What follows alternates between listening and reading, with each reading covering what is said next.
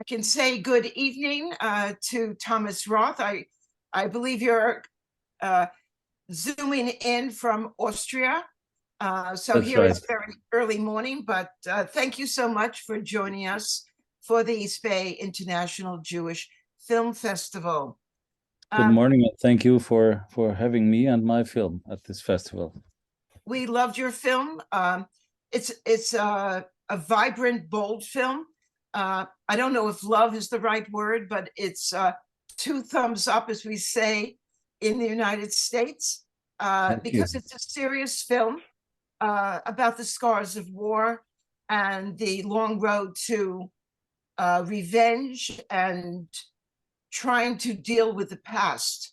So, love may not be the right word because of its serious content, but certainly it's an excellent film that brings to mind so many questions about reconciliation with the past.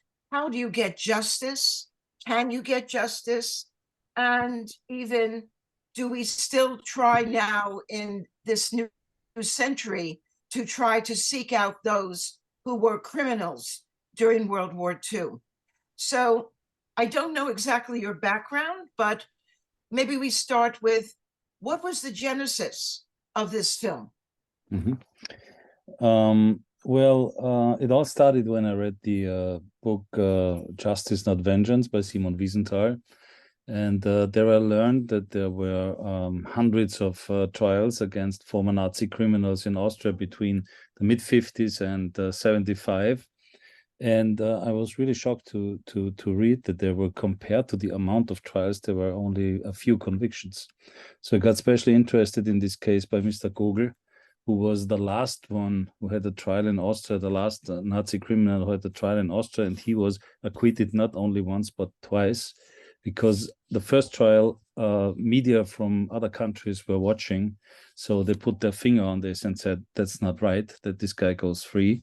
So they repeated this trial in Vienna, but then the witnesses from the first trial didn't show up anymore because they were treated like you've just seen it in the film. So most of this dialogue of the court scene I took actually out of the real transcript of this trial. So this was the one part, and about that time, a young Munich producer called me by the name of Michel Wagner and asked me if I was interested in his family story. His grandfather escaped the Nazis to Paris, went into resistance, and then in the 60s he came back and re-Aryarized his company. So he had a trial and he fought for 3 years to get his company back. And I found this fascinating because I thought this happened very rare. And since there is no movie or nearly no movie about that time in Austria about Jewish life, I found that very interesting, and I really got into the story and put these two real facts together with the fiction that I had. So the rest of the story I kind of made up. Um, the ending is very, I'll use the word spectacular or very gripping. Gripping is a better word. Have you received criticism of it? No, actually, I mean, this is a question when I do those Q&As after the screen that comes nearly every time. So how did this whole thing end? So I think I want to leave it with audiences. I think I like movies when I leave the theater and they still work on in my mind or people talk about it. So that was a little bit the idea of doing it that way. Um, to be true, in my life,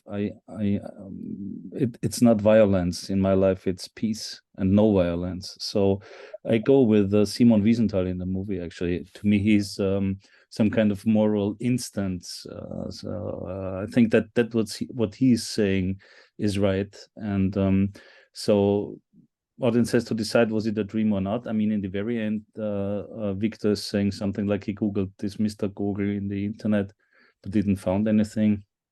So this gives an answer too. But yeah, as I said before, I think I want to leave this with the audience. Um, what city do you live in Austria? Vienna? Yes, I live in Vienna. I was born in Graz actually, and I lived there for 25 years. But since a very long time now, I'm living in Vienna. I don't know if you know, but what is the state of anti-Semitism now in Central Europe, in Austria? Do you see Um, it surge? I think that Austria is like any other European country.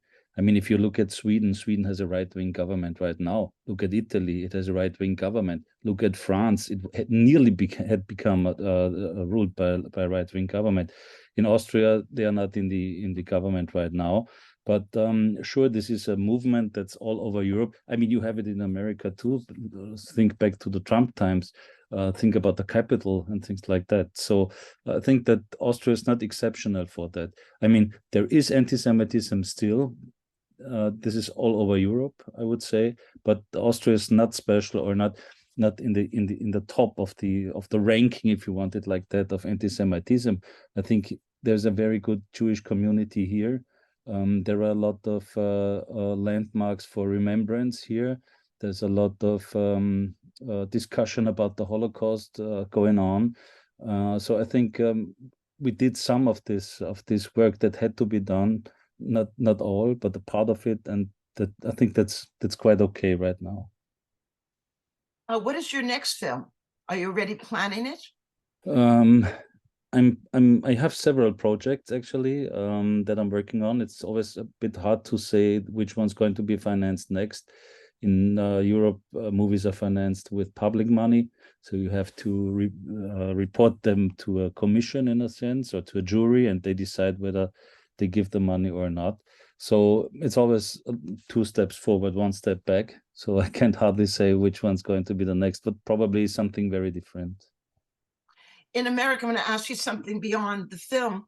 In America right now, a lot of movie theaters are closing due to the impact of the pandemic, but also the popularity of streaming, of all of these streaming platforms. Is that happening also in Austria and surrounding countries? Yeah, frankly, it's like that. It's the same here. It's a problem that after the pandemic or during the pandemic, a lot of cinemas really had to close, and a lot of them can't make it to open up anymore. So that's really very sad, very bad. But I have the feeling that it's getting better now. That if you look at the box office in America, you can see that it's increasing in a way. So I hope that this is going to be an impact for the whole world and also for Austria. Our movie opened here in December, and it's not like that people are. It's not a blockbuster. Let me put it that way, but we're still happy or content with the amount of people who are going to watch it, with very good reviews and a very positive acceptance. So yeah, I hope it's going to change to the better. One of our more popular films, our festival, while I'm interviewing you, has not yet started, but right now your film is actually one of the more popular ones for people purchasing tickets. So Great. I think it's a gripping story that resonates today with what's happening in Ukraine and war crimes taking place. And what do you do? Hopefully, if the war ends afterwards, do you try to have a trial? Can you do a trial?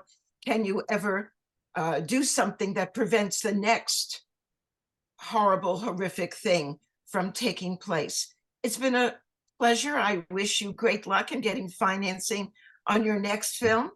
Thank you And so much. I recommend, if people haven't seen it, to see Schachten. Oh yes, one more question. Mhm. Uh, I looked it up. Schachten also refers to ritual slaughter, Mhm. not just a murder, but something distinctly connected to the letting of blood, of kosher slaughtering, or I Yeah, believe exactly. That's what it for is. Muslims. Yeah, it's exactly. It's Schachten is the word here in Jewish also for kosher slaughtering animals. So that when you read that, it really becomes a very visceral response Hmm. to realize the connection of the word, not just taking revenge, but also the more ritualistic nature of dealing with Hmm. justice as well. That's right. Any, So the anyhow, title is really connected to the film. When you know the sense of the word, then then it kind of makes sense altogether. thank you so much. Thank you And so best much. of luck again on your next film. Thank you. I keep you posted. Oh, yes, Thank definitely. Bye. Bye bye. Thank you.